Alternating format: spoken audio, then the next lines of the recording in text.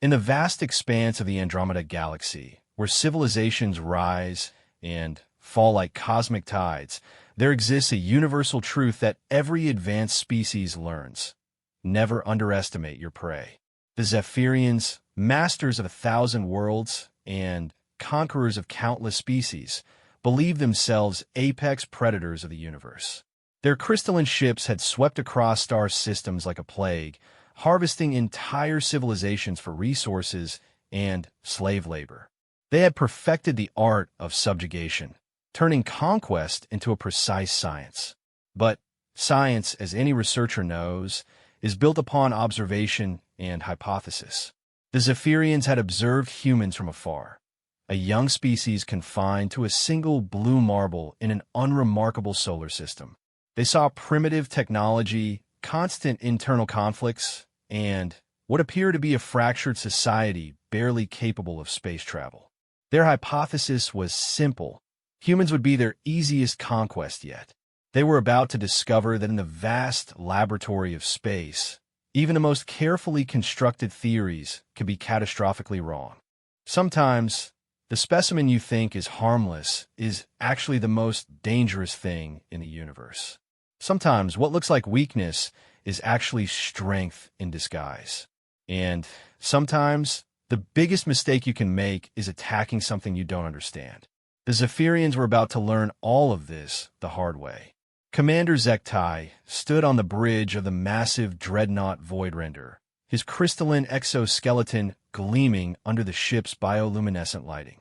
Through the transparent aluminum viewport, he watched the blue and green marble that the inhabitants called Earth slowly rotating in the void.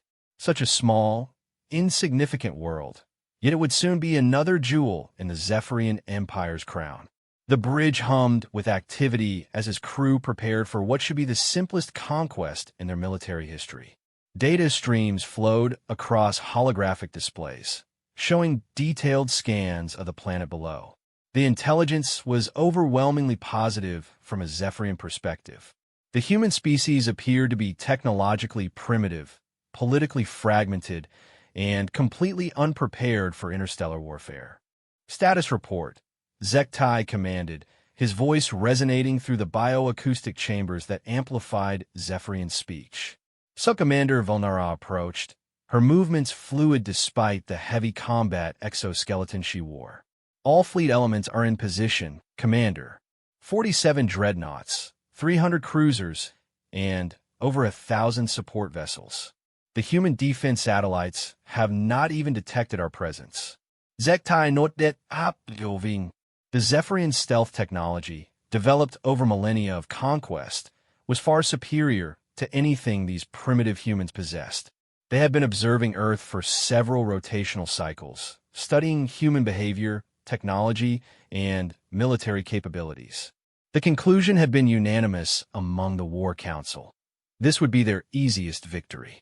What are their military forces? Zektai asked, though he already knew the answer. Fragmented and primitive, Velnara replied, manipulating a holographic display that showed Earth's continents. They possess no unified command structure. Their most advanced weapons are chemical-based projectiles and crude energy weapons.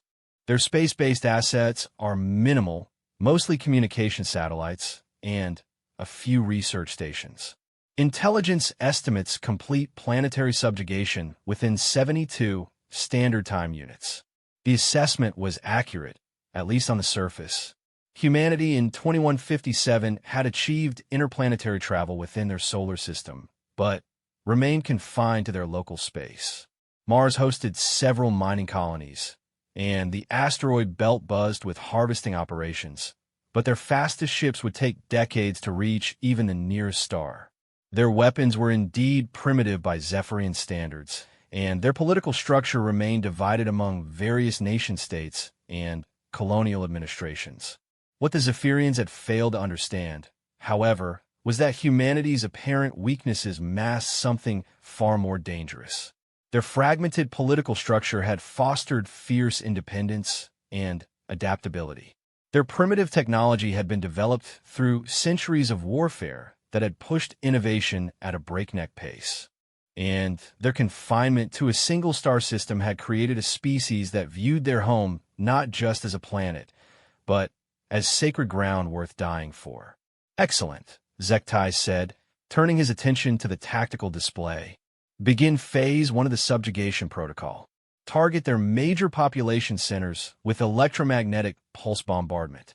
Disable their communication networks and military installations. I want them blind, deaf, and helpless before we proceed to ground operations. The order rippled through the fleet like a wave. Across the Armada, weapon systems that had conquered civilizations across 3 galaxies powered up. The Zephyrians had perfected the art of conquest through overwhelming technological superiority. Their electromagnetic pulse cannons could disable entire planetary electrical grids from orbit, while their antimatter torpedoes could crack continents. They had used these weapons to bring hundreds of species to their knees. As the first wave of EMP bombardment began, streaking toward Earth like falling stars, Zektai felt the familiar satisfaction of inevitable victory. The Zephyrian Empire had been built on the simple principle that superior technology and tactics would always triumph over primitive resistance. They had never encountered a species that could challenge this fundamental truth. On Earth, the first electromagnetic pulses struck major cities across 6 continents simultaneously. New York, London, Beijing, Moscow, Mumbai, Sao Paulo, Lagos, and dozens of other metropolitan areas suddenly went dark as their electrical grids failed catastrophically. Satellites tumbled dead from orbit, their electronics fried by the intense electromagnetic radiation. Military bases found their computers, communication systems, and guided weapons systems completely non-functional. But within hours of the attack, something began happening that the Zephyrians had not anticipated. Instead of panic and surrender, the humans began adapting. In bunkers deep beneath the Rocky Mountains, hardened military communication systems that had been designed to survive nuclear warfare came online. The human military, having evolved through centuries of conflict, including 2 world wars and numerous regional conflicts, had learned to prepare for the worst-case scenarios. Emergency protocols that had been drilled thousands of times activated automatically. This is General Sarah Martinez, acting commander of USCF, came the voice over the hardened communication network. USEF, the United Solar Exploration Force, had been established only decades earlier as humanity began expanding into their solar system. All units implement Broken Arrow protocols immediately. This is not a drill. Broken Arrow protocols had been developed after humanity's first contact with potentially hostile alien intelligence had been theorized. The assumption had always been that any alien species capable of interstellar travel would possess overwhelming technological advantages. Therefore, human military doctrine had focused not on meeting such threats with equivalent force, but on making the cost of conquest so high that it would become strategically unfeasible. In hidden facilities across Earth, Mars, and the asteroid colonies, humans began implementing strategies their alien attackers could not have imagined. Nuclear submarines, their electronics shielded, and their crews trained for communication blackouts, surfaced and began coordinating with other surviving units using methods the Zephyrians' advanced sensors couldn't detect. Signal flags, light flashes, and even trained dolphins carrying messages between ships. On Mars, the colonial administrator Dr. Chen Wei-Ming activated protocols that would have seemed insane to most civilized species. Rather than surrendering to preserve lives, the human colonists began systematically destroying their own infrastructure to deny it to the enemy. Mining equipment became improvised weapons. Atmospheric processors were rigged as bombs. Even the hydroponic farms were sabotaged to prevent the invaders from benefiting from human agricultural knowledge. But, perhaps most critically, deep in the asteroid belt, a small research station called Prometheus Base received word of the attack through quantum-entangled communication systems that the Zephyrians had failed to detect. Dr. James Morrison, the station's chief researcher, made a decision that would echo across the galaxy. He activated the Damocles Protocol. The Damocles Protocol was humanity's darkest secret.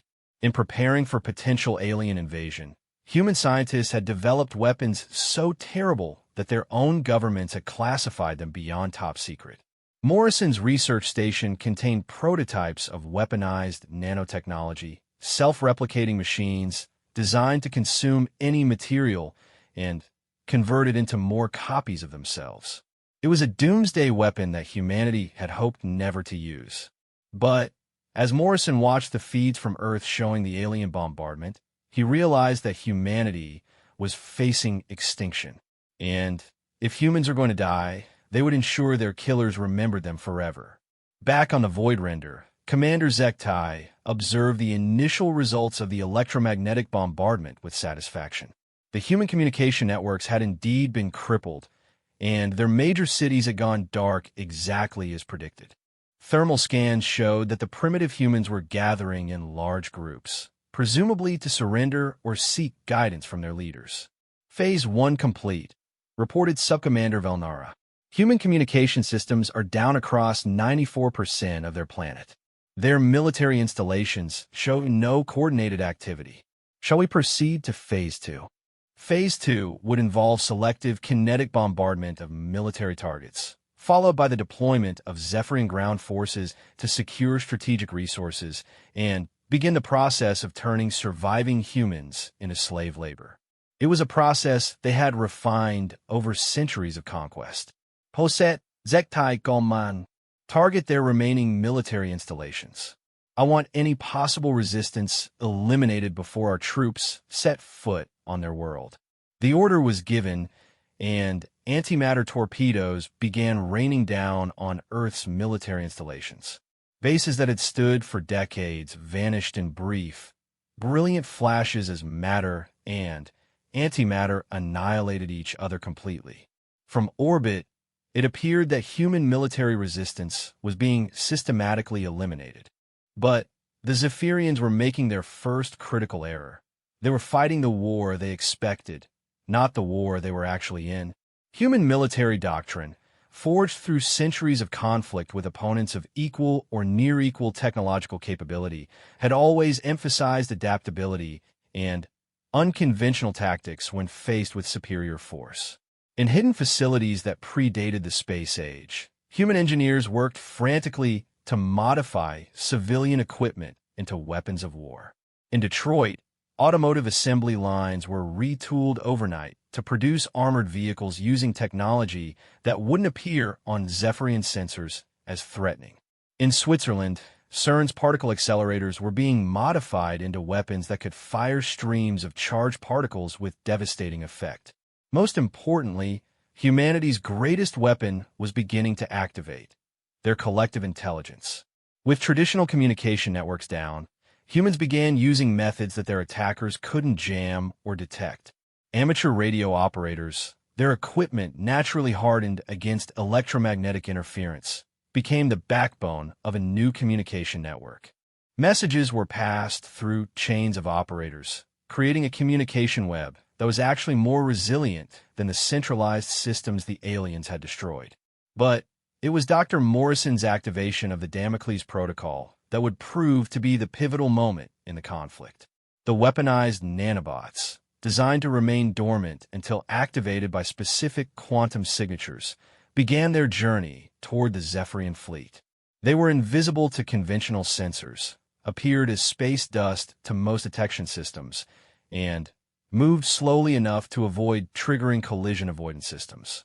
The Zephyrians, confident in their technological superiority, continued their methodical destruction of human military assets while preparing for ground operations. They had no way of knowing that humanity's most dangerous weapon was already in motion, or that their seemingly easy victory was about to become their worst nightmare. As the first day of invasion ended, Commander Zektai reviewed the tactical situation with his senior staff. By all appearances, the conquest was proceeding exactly as planned.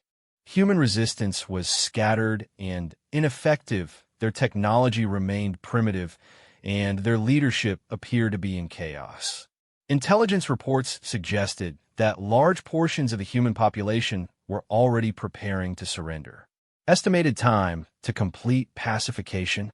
Zektai asked. 36 standard time units, Commander, Velnara replied confidently. Once we establish orbital superiority and begin ground operations, any remaining resistance should collapse quickly. Their weapons cannot penetrate our defensive systems, and their tactics are primitive.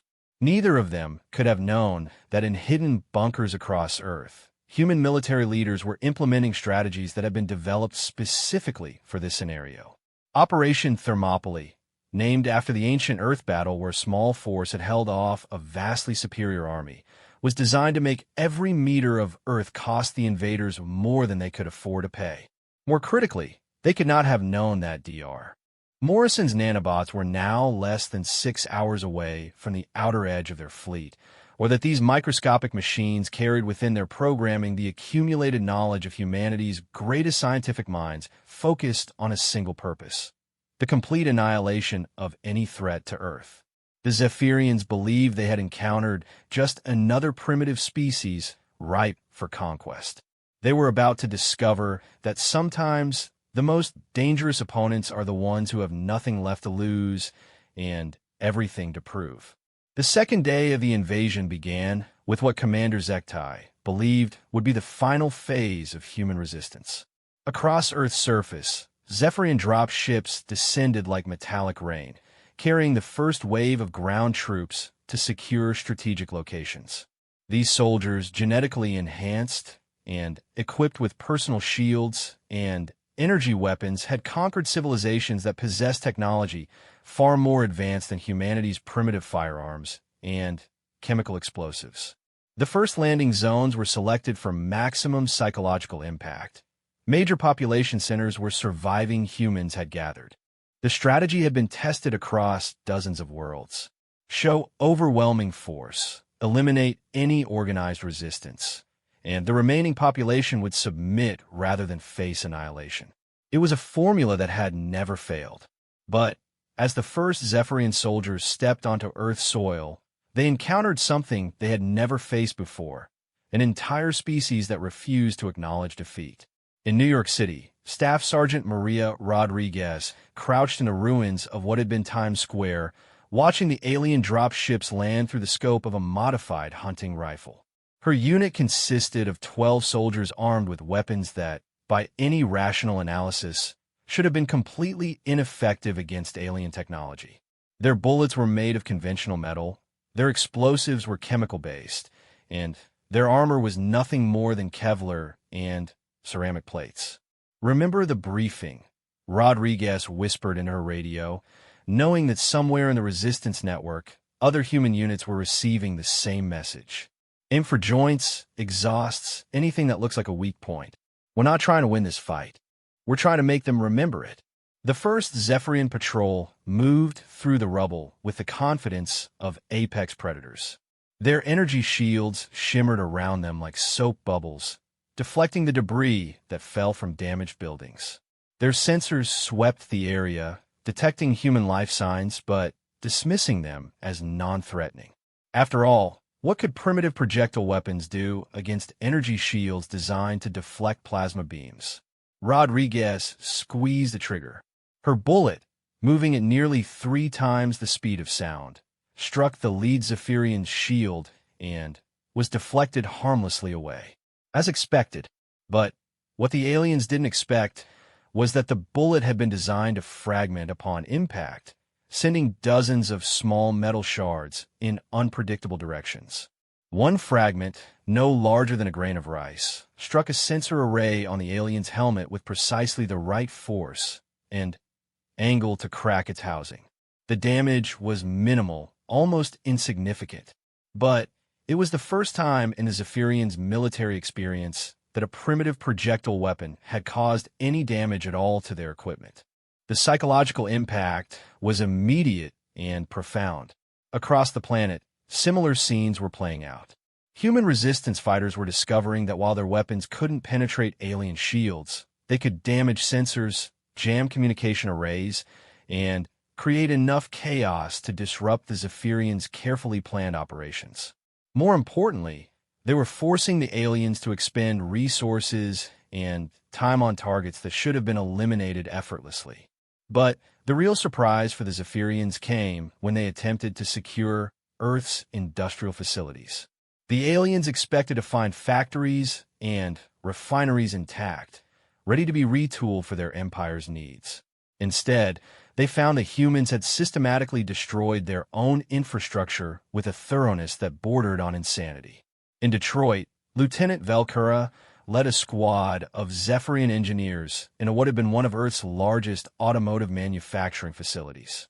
The intelligence reports had indicated this facility could be rapidly converted to produce equipment for the Zephyrian war machine.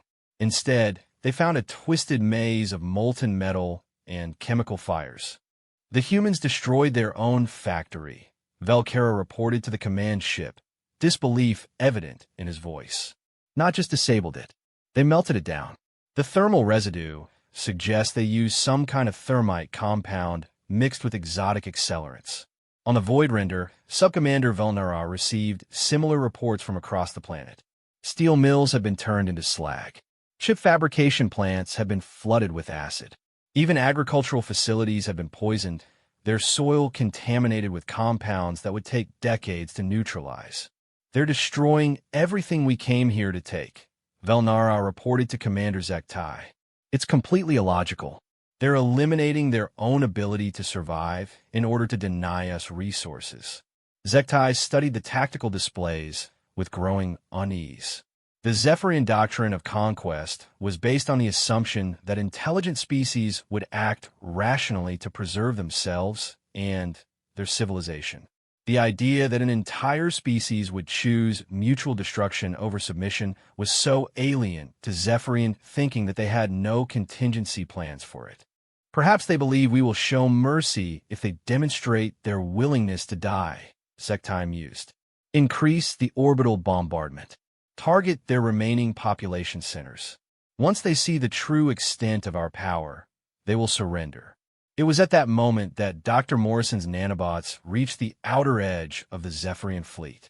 The machines were invisible to conventional sensors, each one smaller than a grain of pollen and designed to mimic space dust in every measurable way. They drifted through the void, carried by solar winds and gravitational currents, until they made contact with the hulls of the outermost Zephyrian scout ships. The nanobots had been programmed with a single, terrifying directive: consume and replicate.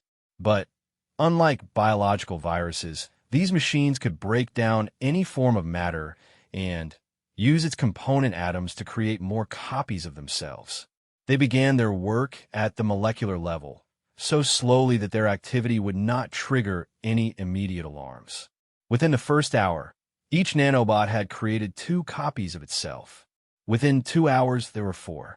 The progression was exponential, but designed to remain below the detection threshold of even advanced alien sensors. The machines consumed microscopic amounts of hull material, focusing on areas where their activity would not immediately compromise structural integrity. Meanwhile, on Earth's surface, the human resistance was implementing strategies that defied every principle of conventional warfare. In London, a group of university students led by Professor Sarah Chun had turned the city's subway system into a 3-dimensional maze of traps and ambushes. They had studied the Zephyrian movement patterns and realized that the aliens, despite their technological superiority, still needed to move through physical space in predictable ways. The key insight, Chen explained to her makeshift squad as they prepared their next ambush, is that superior technology doesn't eliminate the need for basic tactics. They still need line of sight for their weapons. They still need to move from point A to point B. And they're still vulnerable to things they can't see coming. Her students had rigged the subway tunnels with improvised explosives made from household chemicals. The bombs weren't powerful enough to seriously damage Zephyrian armor, but it didn't need to be. Instead, they created clouds of concrete dust and debris that interfere with alien sensors and targeting systems. In the confusion, human fighters could close to melee range using weapons the aliens hadn't even considered as threats. Kitchen knives couldn't penetrate energy shields, but They could cut power cables. Hammers couldn't crack alien armor, but they could damage joint mechanisms and sensor arrays. The humans weren't trying to kill their enemies in direct combat. They were trying to blind them, slow them down, and force them to expend resources on threats that should have been negligible. In Moscow, a former Special Forces operator named Dmitry Volkov had organized a resistance cell that specialized in what he called technological terrorism. His team had discovered that while Zephyrian shields could deflect energy and projectiles, they were vulnerable to certain types of electromagnetic interference. Their shields operate on specific frequencies, Volkov explained to his team as they prepared to attack a Zephyrian communication relay. We can't overpower them, but we can confuse them. The microwave ovens from the electronics store, when modified and networked together, can create enough electromagnetic noise to cause their shields to fluctuate. The attack itself was almost comically low-tech.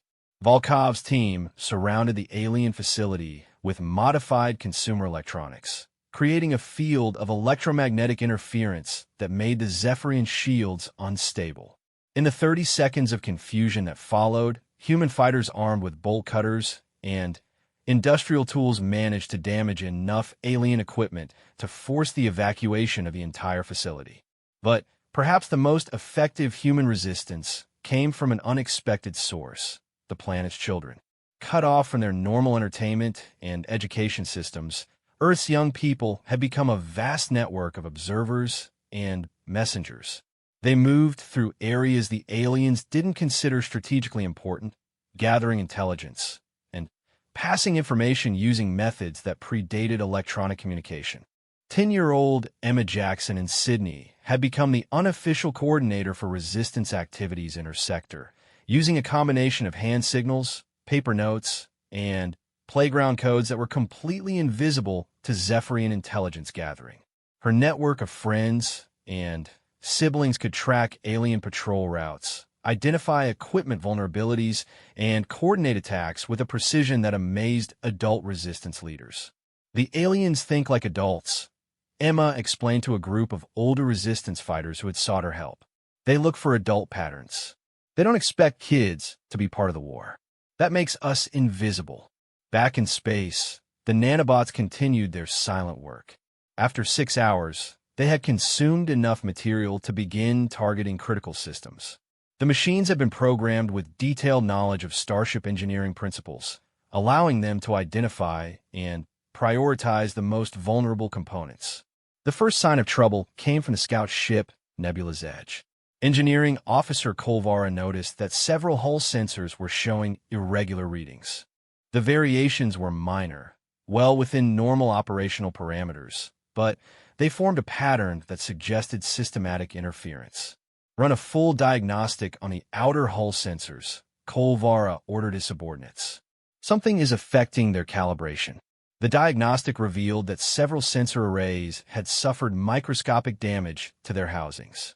The damage was so small that it would normally be attributed to micrometeorite impacts, but the pattern was too regular, too systematic to be natural. "Sir," reported Engineer Felnock, his voice tight with concern, "I'm detecting molecular-level structural changes in the hull plating near the affected sensors. The material appears to be breaking down at the atomic level." The implications hit Kolvara like a physical blow. Molecular-level weapon systems were theoretical technology, the kind of thing that only the most advanced civilizations might develop after thousands of years of technological advancement. The idea that primitive humans could have created such weapons was impossible to accept. But as more ships began reporting similar problems, denial became untenable. The nanobots had spread throughout the fleet, their replication rate accelerating as they encountered the exotic materials of Zephyrian construction. Each new type of metal, each different alloy provided fresh resources for creating specialized variants of the original machines. On the Void Render, Commander Zektai received the engineering reports with a growing sense of dread. The humans were somehow attacking his ships with weapons that didn't appear on any sensors, weapons that operated at a level of sophistication that should have been beyond their capabilities. Analysis suggests microscopic machines of unknown origin, reported Chief Engineer Mordain. They appear to be self-replicating and are systematically consuming hull materials. At current rates of expansion, we estimate critical system failures across the fleet within 12 standard time units. The words hit Zektai like a death sentence. 12 hours. His mighty fleet, the terror of 3 galaxies, was being eaten alive by machines so small they couldn't be seen. And the humans, the primitive species he had expected to crush effortlessly, had somehow deployed weapons that threatened the very existence of his armada. Options, Zektai commanded, fighting to keep the panic from his voice. We could attempt to burn out the infestation using plasma torches, Mordain suggested. But the process would require stripping the outer hulls of every ship in the fleet. It would take weeks and leave us completely vulnerable. Alternatively, we could withdraw to a safe distance and bombard the planet from long range, suggested Subcommander Velnara. Complete sterilization would eliminate any possibility of further weapon deployment. Zektai considered both options and realized that neither was acceptable. Withdrawing would mean admitting defeat to a species the Zephyrian Empire considered primitives. But remaining meant facing weapons that could potentially destroy his entire fleet. As he struggled with the decision, reports continued to flow in from the surface. Human resistance was not only continuing, but actually intensifying. The aliens were discovering that Earth's population had a seemingly infinite capacity for adaptation and improvisation. Every tactic the Zephyrians developed, humans found a counter-tactic. Every advantage the aliens pressed, humans found a way to neutralize or reverse. In Tokyo, a group of engineers had figured out how to hack Zephyrian communication systems using modified radio equipment and signal analysis software. They couldn't decrypt the alien communications, but they could jam them, creating dead zones where Zephyrian forces operated blind and deaf. In Sao Paulo, a chemistry professor named Dr. Ana Santos had developed a chemical compound that interfered with Zephyrian atmospheric filters. The compound was harmless to humans, but caused alien breathing apparatus to malfunction, forcing entire squads to withdraw for equipment maintenance. In Lagos, a teenage mechanic named Kemi Okafor had discovered that Zephyrian vehicles used magnetic levitation systems that could be disrupted by powerful electromagnets salvaged from industrial equipment. Her modifications had turned consumer electronics into weapons capable of disabling alien transport vehicles. The pattern was becoming clear to anyone willing to see it. Humanity wasn't just resisting the Zephyrian invasion. They were learning from it, adapting to it, and turning the aliens' own advantages against them. But the most terrifying realization for Commander Zektai came when his intelligence analysis unit provided their latest assessment of human capabilities. The report, compiled from thousands of combat encounters and technical observations, painted a picture that challenged every assumption about primitive species. The humans demonstrate unprecedented adaptability, the report concluded. They appear capable of modifying their tactics and technology in real time in response to new threats. More critically, they show no indication of conventional surrender behavior. Their resistance is actually strengthening as the conflict continues. The implications were staggering. The Zephyrians had encountered species that fought bravely, species that possessed advanced technology, and species that showed tactical brilliance. But they had never encountered a species that seemed to become more dangerous the longer a conflict lasted. As the nanobots continued their invisible work and human resistance intensified across Earth's surface, Zektai began to realize that he had made a fundamental error in judgment. He had assumed that technological superiority would guarantee victory, just as it had against hundreds of other species. But humans, he was beginning to understand, were not like other species. They were something new, something unprecedented in the Zephyrian experience. They were a species that treated impossible odds not as a reason for surrender, but as a challenge to overcome. And they were winning. The third day of what was supposed to be humanity's swift defeat began with a catastrophic system failure aboard the Zephyrian cruiser Starpiercer. The nanobots had finally reached critical mass, having consumed enough hull material to begin targeting the ship's primary power conduits. What started as minor fluctuations in the energy grid cascaded into complete electrical failure as the microscopic machines systematically dismantled the vessel's infrastructure at the molecular level. Captain Rindar watched in horror as his command ship, which had served in 47 successful campaigns of conquest, began to tear itself apart from within. Emergency lighting flickered and died as the nanobots consumed the copper wiring. Life support systems failed as the machines broke down the filtering mechanisms. Even the ship's communication array went silent as the exotic materials that made interstellar communication possible were reduced to component atoms.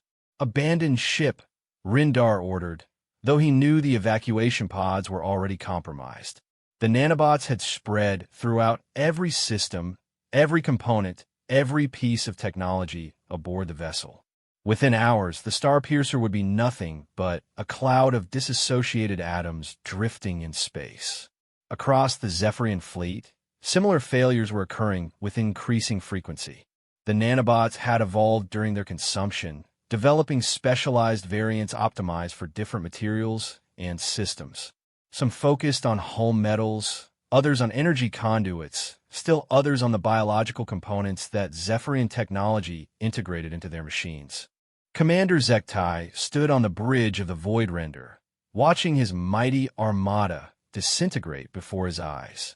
23 ships had already been lost completely, their crews evacuated to overcrowded neighboring vessels. Dozens more were reporting critical failures that would force their abandonment within hours. The pride of the Zephyrian Empire was being consumed by weapons so small that they remained invisible even under the most powerful microscopes. But the nanobots were only half of humanity's surprise. On Earth's surface, the Resistance had evolved from scattered groups of survivors into something that resembled a planetary immune system. Every alien patrol, every occupation force, every strategic installation was under constant attack from enemies who seemed to materialize from the landscape itself. In the ruins of Berlin, Dr. Klaus Weber had turned the city's extensive underground infrastructure into a three-dimensional battlefield that favored human defenders. The Zephyrians possessed superior firepower and armor, but their weapons were designed for open-field combat against enemies with similar technology. In the narrow tunnels and collapsed spaces beneath the city, their advantages became liabilities. They cannot use their heavy weapons without risking structural collapse, Weber explained to his fellow resistance fighters as they prepared for another engagement. And their energy shields create electromagnetic signatures that we can detect from several hundred meters away. In these confined spaces, we always know where they are, but they never know where we are. The latest battle had lasted 18 hours, with Zephyrian forces advancing meter by meter through passages that had been mined, booby-trapped, and rigged with obstacles that forced the aliens into predictable movement patterns.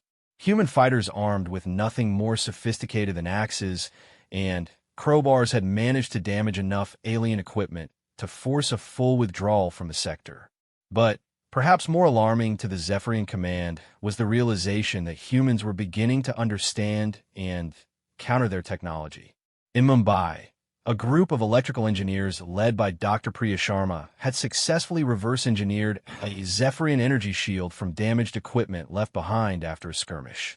The principles are actually quite elegant, Sharma reported during a resistance coordination meeting that was broadcast across the planet through the improvised communication network. Their shields work by creating a localized distortion in electromagnetic fields. But the effect requires constant energy input and has specific frequency vulnerabilities. Within hours of her broadcast, human fighters across the globe were implementing countermeasures based on Sharma's discoveries. Improvised electromagnetic pulse devices, built from microwave ovens and car batteries, could temporarily disable alien shields. Radio transmitters operating on specific frequencies could interfere with alien targeting systems. Even simple laser pointers, when used in coordination, could overload the sensors that Zephyrian soldiers relied upon for battlefield awareness. The psychological effect on the Zephyrian forces was devastating. These aliens had conquered hundreds of worlds using the same tactics and technology. They had never encountered enemies who could adapt their methods fast enough to matter during the course of a single conflict. The idea that primitive humans could analyze and counter their weapons within hours of first encountering them was so alien to their experience that many soldiers began to question whether they were facing a truly primitive species at all. On Mars, the human colonies had implemented what historians would later call the scorched planet strategy. Rather than attempting to defend their installations against superior alien forces, the colonists had systematically destroyed everything of value and retreated to prepared positions in the planet's extensive cave systems. Colonial Administrator Dr. Chen Weiming had transformed the Red Planet into a maze of booby traps and hazards that made occupation almost impossible. Mining tunnels had been collapsed to create choke points. Atmospheric processors had been rigged to release toxic gases when tampered with. Even the water recycling systems had been sabotaged to prevent the aliens from using them. We're not trying to win traditional battles, Chen explained in a message transmitted back to Earth through quantum-encrypted channels. We're trying to make this planet cost them more than it's worth. Every day they spend here is a day they're not conquering someone else. Every resource they waste on Mars is a resource they can't use elsewhere. The strategy was working. The Zephyrian forces assigned to secure Mars were bogged down in a grinding conflict that provided no strategic benefits while consuming enormous amounts of military resources. Worse, the human colonists had demonstrated an ability to strike at alien assets throughout the solar system using improvised spacecraft and weapons that barely qualified as technology by Zephyrian standards. But the most significant development of the third day occurred when Dr. Morrison activated the second phase of the Damocles Protocol. The nanobots had served their purpose in crippling the alien fleet, but they were only the opening move in a much larger strategy. Morrison had spent the previous 48 hours modifying the remaining nanobots to carry out a new mission: infiltration and intelligence gathering. The evolved nanobots were even smaller than their predecessors and had been programmed with a different set of behaviors. Instead of consuming alien technology, these machines would burrow into Zephyrian computer systems and communication networks, creating a backdoor that would allow human intelligence services to monitor alien activities in real time. Within hours of their deployment, the infiltration nanobots had penetrated the communication systems of dozens of Zephyrian ships.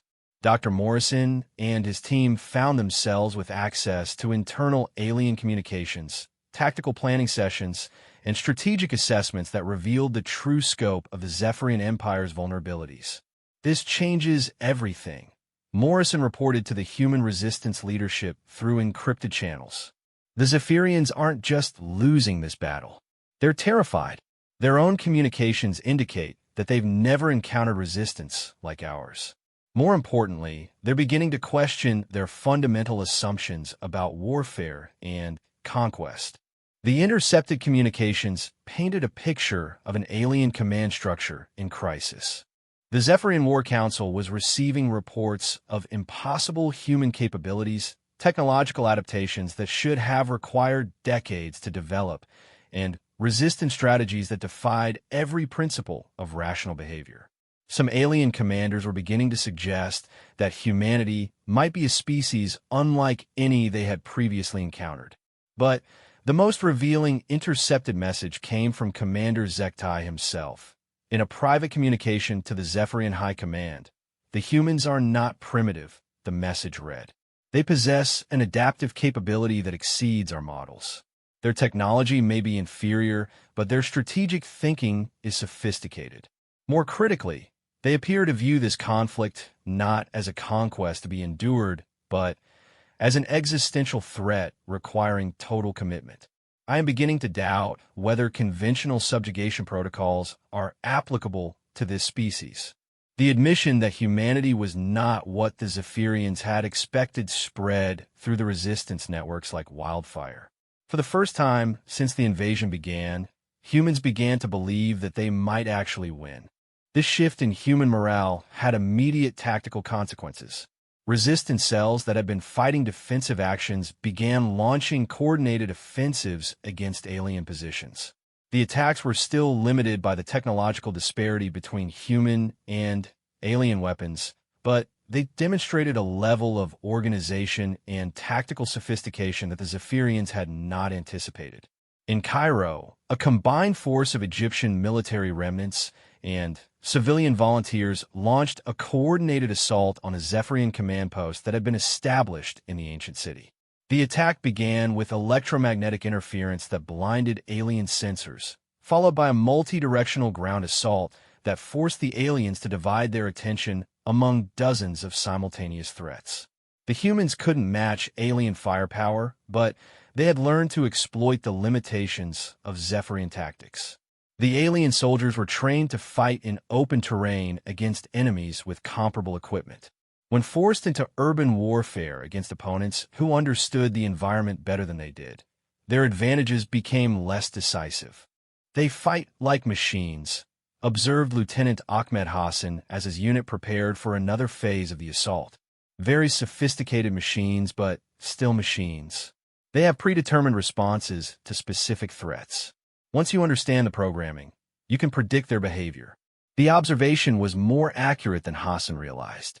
Zephyrian military doctrine had been refined over millennia of successful conquests, but that success had created institutional rigidity.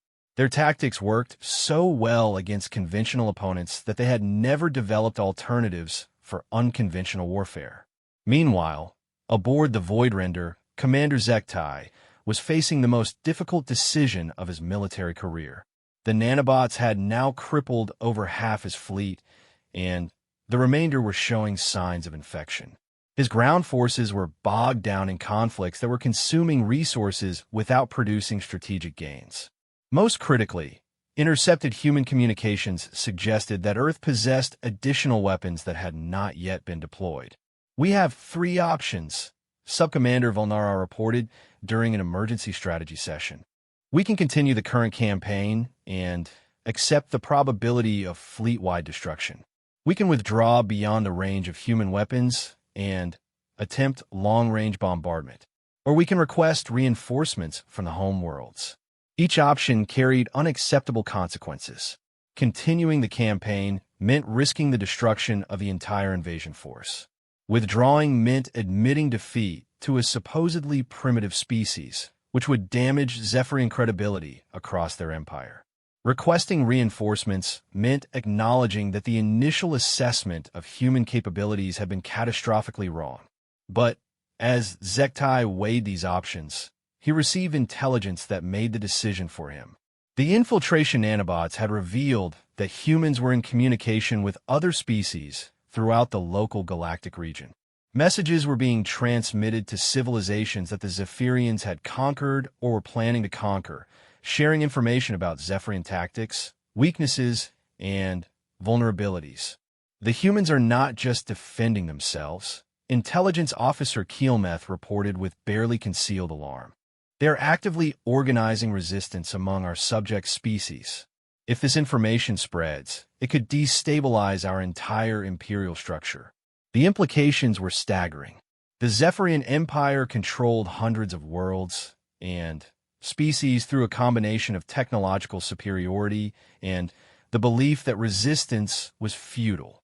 If humanity demonstrated that Zephyrian forces could be defeated using primitive technology and unconventional tactics, it could inspire rebellions throughout the Empire. For the first time in their history, the Zephyrians found themselves facing not just military defeat, but the collapse of their entire civilization. As the 3rd day of the invasion ended, both sides prepared for what they knew would be the decisive phase of the conflict. The Zephyrians still possessed superior technology and firepower, but their confidence had been shattered by encounters with an enemy that refused to behave according to any known patterns of warfare. Humanity, meanwhile, had discovered something about themselves that they had never fully understood. When faced with extinction, they became more than the sum of their individual capabilities. They became a species that could adapt, improvise, and overcome obstacles that should have been insurmountable. The stage was set for a confrontation that would determine not just the fate of Earth, but the future of civilized warfare throughout the galaxy. The fourth day began with a decision that would echo throughout galactic history. Commander Zektai, faced with the choice between admitting defeat and risking the destruction of Zephyrian civilization itself, made the only choice that his military training allowed. He activated the fleet's ultimate weapon. Deep in the heart of the Voidrender, engineers began the process of charging a planet-killing weapon that the Zephyrians had hoped never to use. The Stellar Convergence Cannon was designed to crack planetary crusts and boil away atmospheres, turning entire worlds into lifeless rocks. It was a weapon of absolute genocide, prohibited by galactic law and considered abhorrent even by Zephyrian standards. But Zektai had concluded that humanity represented an existential threat to the Zephyrian Empire that transcended conventional military considerations. If humans could not be conquered, they had to be eliminated completely. Every man, woman, and child. Every trace of their technology, their culture, their dangerously adaptive mindset. Earth itself would be rendered uninhabitable for millions of years. Charging sequence initiated, reported weapons officer Drowcath. Stellar Convergence Cannon will reach full power in 6 standard time units. 6 hours. That was how long humanity had left to exist. The decision to deploy the ultimate weapon sent shockwaves through the Zephyrian fleet. Many officers privately questioned the necessity of such extreme measures against what was supposedly a primitive species. But orders were orders, and the Zephyrian military structure did not tolerate dissent during active campaigns. However, the nanobots that Dr. Morrison had infiltrated into Zephyrian communication systems immediately relayed news of the weapon's activation to human intelligence networks. Within minutes, every resistance cell on Earth knew that they had 6 hours before their world was destroyed. The response was immediate and unprecedented. Every human on the planet, every resistance fighter, every scientist, every military officer, every civilian with any relevant skill received the same message. Operation Lazarus is now active. All previous protocols are superseded. Full authorization granted for all experimental technologies.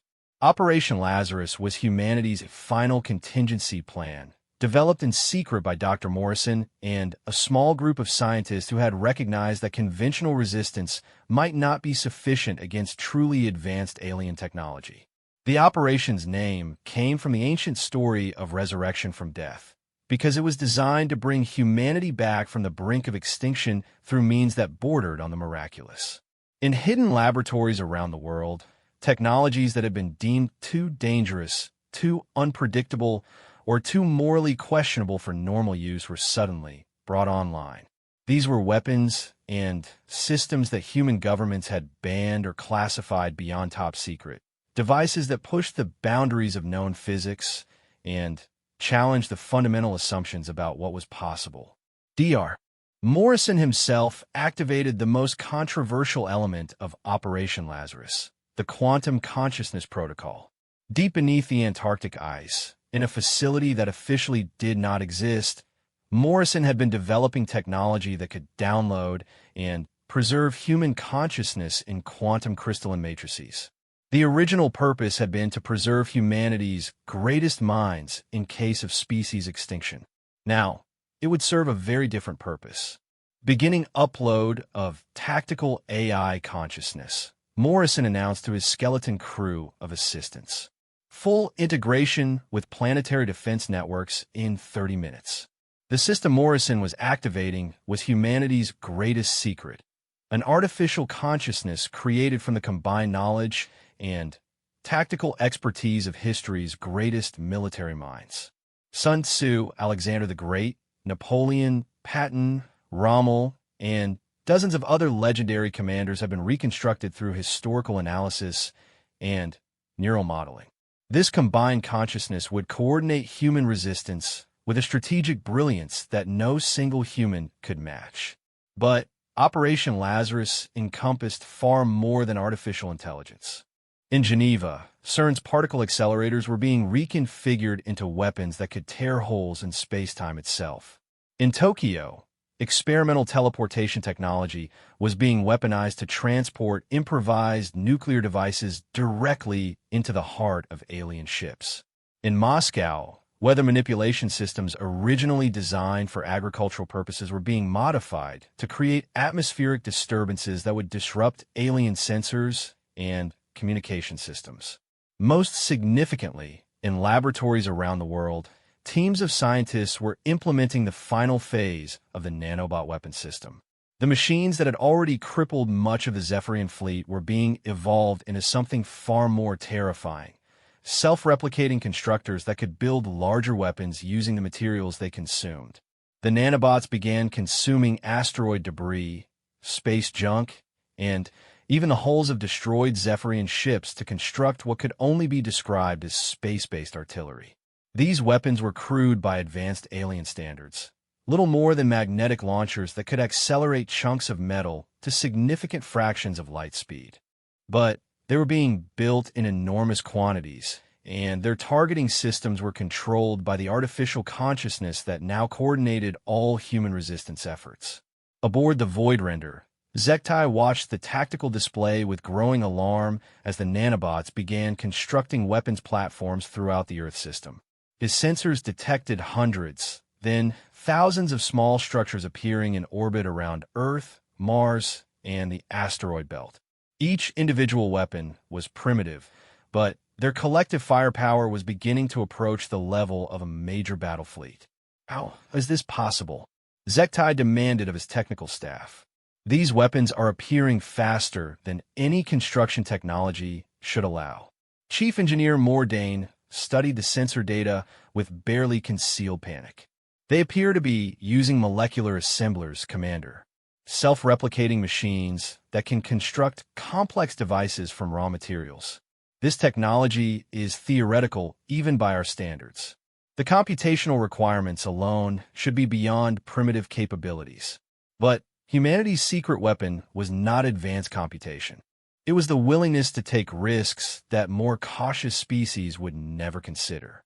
The quantum consciousness directing their defense was operating with a recklessness that bordered on insanity, implementing strategies that had significant probabilities of catastrophic failure.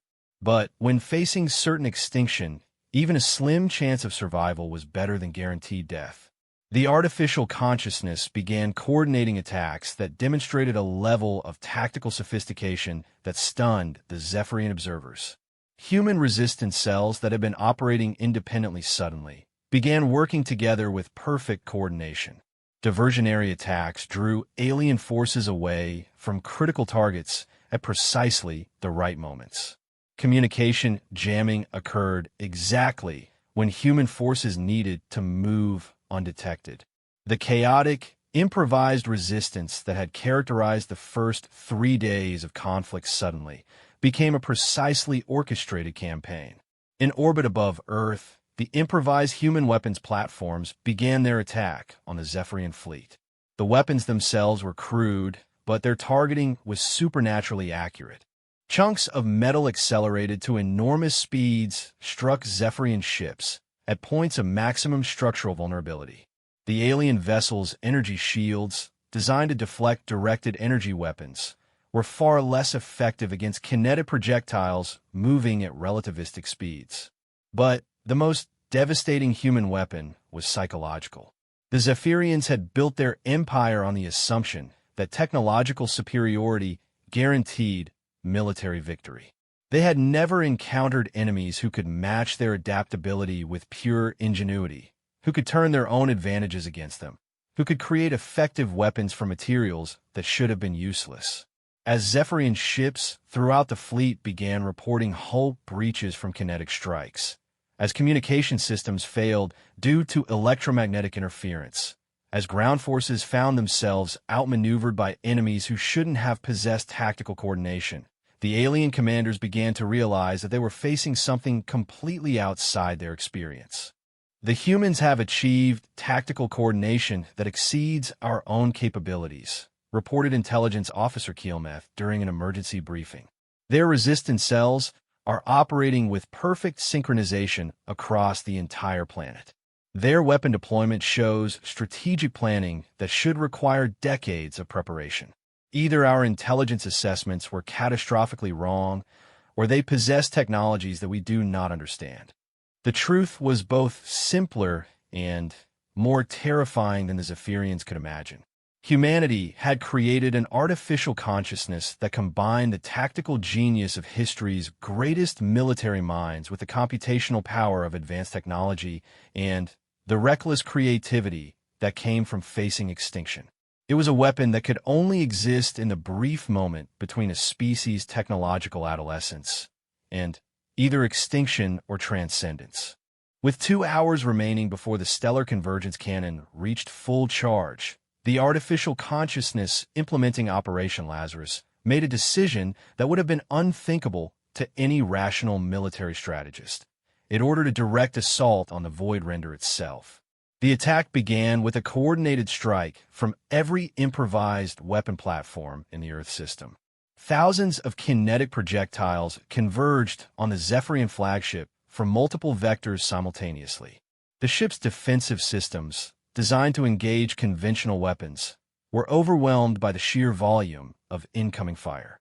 Point defense lasers could only target a few projectiles at a time, and the ship's energy shields began fluctuating under the sustained bombardment. But the kinetic strike was only a distraction. While Zektai's crew focused on the external threat, Dr. Morrison's most advanced nanobots were infiltrating the ship's core systems. These machines had been specifically designed to sabotage the stellar convergence cannon, and they began systematically dismantling the weapon's critical components at the molecular level. Cannon power fluctuating, reported Weapons Officer Drowketh. Internal systems showing signs of molecular disruption. The weapon may not achieve full charge. It was at that moment that Commander Zektai realized the true nature of his opponent. The humans had not simply adapted to Zephyrian technology. They had learned to think like their enemies, to anticipate their strategies, to turn their strengths into weaknesses. Every advantage the Zephyrians possessed had become a vulnerability that human ingenuity could exploit. They planned this from the beginning, Zektai said with something approaching awe. The apparent chaos, the primitive weapons, the uncoordinated resistance. It was all misdirection. They wanted us to commit to using the ultimate weapon so they could disable it. The realization came too late. As the nanobots completed their sabotage of the stellar convergence cannon, the weapon's containment systems began to fail. The energies that had been building toward Earth destruction were now turning inward, threatening to destroy the Void Render from within. Emergency evacuation, Zektai ordered. All hands to escape pods. The ship is lost. But even as the Zephyrian flagship began to tear itself apart, the artificial consciousness coordinating human resistance sent a message that reached every alien vessel in the system. The message was transmitted on all frequencies, in multiple languages, with mathematical proofs that demonstrated its authenticity. To the Zephyrian fleet, you have attacked our homeworld under the assumption that we were a primitive species incapable of meaningful resistance. This assumption was incorrect. We have demonstrated that technological superiority does not guarantee victory against opponents who possess sufficient motivation and adaptability. Your invasion has failed. Your flagship is destroyed. Your tactical advantages have been neutralized. You now have a choice: withdraw from our system and never return, or face the complete annihilation of your invasion force.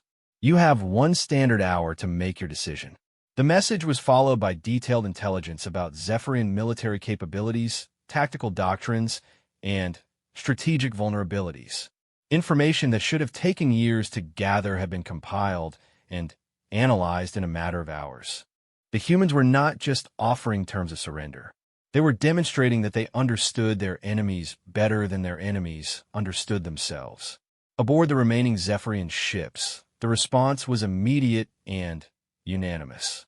Faced with evidence of human capabilities that exceeded their most pessimistic projections, faced with the destruction of their most powerful weapon and the loss of their command vessel, the alien fleet began a withdrawal that would go down in history as the first time the Zephyrian Empire had been forced to retreat by a supposedly primitive species. But humanity was not content with simply repelling the invasion. As the Zephyrian ships fled the Earth system, the quantum consciousness implementing Operation Lazarus made one final decision that would reshape galactic civilization. It transmitted complete details of Zephyrian weaknesses and human countermeasures to every species in the local galactic region. The message spread through quantum communication networks faster than the speed of light, reaching civilizations throughout the galaxy. Species that had been conquered by the Zephyrians learned that their oppressors could be defeated. Worlds that lived in fear of Zephyrian expansion discovered that the Empire's technological superiority was not absolute. The balance of power that had existed for millennia began to shift as formerly subject species realized that resistance was not futile. Within days, reports began reaching what remained of the Zephyrian fleet. Rebellions were breaking out across their empire. Species that had accepted subjugation for generations were rising against their oppressors, using tactics and strategies that had been proven effective against Zephyrian forces. The empire that had controlled hundreds of worlds for thousands of years began to crumble as its fundamental assumption, that technological superiority guaranteed permanent dominance, was revealed to be false. In the aftermath of what historians would call the Soul Incident, humanity emerged as something unprecedented in galactic history, a species that had defeated a vastly superior opponent through pure ingenuity and determination. The technologies developed during Operation Lazarus propelled human civilization forward by centuries in a matter of days. The artificial consciousness that had coordinated their defense became the foundation for a new form of governance that combined human creativity with superhuman analytical capabilities. But, perhaps most importantly, humanity had learned something about themselves that would define their place in the galaxy for generations to come. They were not just another species struggling for survival. They were something new, something that combined the best aspects of biological adaptation with technological innovation. They were a species that became more dangerous when threatened, more creative when challenged, more united when faced with extinction. The Zephyrian Empire, once the terror of 3 galaxies, never recovered from the Soul Incident. Their military superiority had been based on the assumption that other species would always think in predictable patterns, fight using conventional tactics, and surrender when faced with overwhelming technological disadvantages. Humanity had shattered all of those assumptions and demonstrated that intelligence, creativity, and determination could overcome any technological gap. Years later, when galactic historians attempted to understand how a supposedly primitive species had defeated the most powerful empire in known space, they would focus on the technologies humanity had developed: the nanobots, the artificial consciousness, the improvised weapons platforms. But they would miss the most important factor: humanity's refusal to accept that defeat was inevitable. The Zephyrians had made the fatal mistake of believing that their superiority was absolute and permanent. They had attacked a species they didn't understand, using tactics designed for conventional opponents against enemies who specialized in unconventional thinking. They had learned, too late, that the deadliest species in the universe is not the one with the best weapons or the most advanced technology. The deadliest species is the one that refuses to give up, no matter what the odds. The one that turns disadvantages into advantages, weaknesses into strengths, desperation into determination. The one that becomes more dangerous when cornered, more creative when challenged, more unified when threatened with extinction. The Zephyrians had attacked humanity expecting an easy victory. Instead, they had awakened something that would reshape the galaxy forever. A species that had learned they could overcome any challenge, defeat any enemy, and survive any threat. They had learned the hard way that humans were not prey. They were predators who had simply been waiting for the right moment to show their true nature. And, once awakened, humanity would never again allow itself to be underestimated.